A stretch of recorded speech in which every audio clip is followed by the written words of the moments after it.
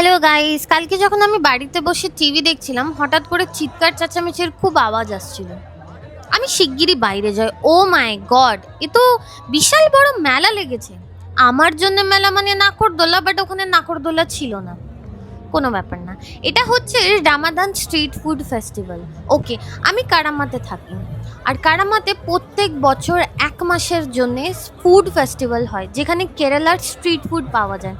আমি গাধার মতন ফুচকা খুঁজছিলাম, বাট ওখানে ফুচকা আর পাইনি। কোনো ব্যাপার না, আমি অনেক ফটোজ আর ভিডিওস নিয়েছি, যেটা আমি তোমাদের সাথে শেয়ার করব খুব তাড়াতাড়ি। আচ্ছা, আমি খুব একটা স্ট্রিট ফুডের ভক্ত না, আমি অ্যাভয়েড করি, বাট এটা দেখে খুব ভালো লাগলো যে দূর দূর থেকে লোকেরা এখানে আসছিল স্ট্রিট ফুড খাওয়ার জন্য। সবাই ফটোজ ভিডিওস নিচ্ছিল, এখানে অনেক অ্যাক্টিভিটিস হচ্ছিল, নাচ গান আর বাইকের কিছু অ্যাক্টিভিটিস হচ্ছিল।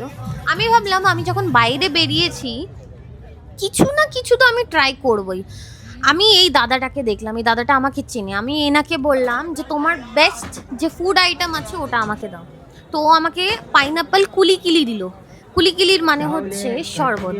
আর ওটা ট্রাই করার পরে আমি বুঝতে পেরেছি যে কেন এখানে এত রাশ আর এত ভিড় হয় এখানে।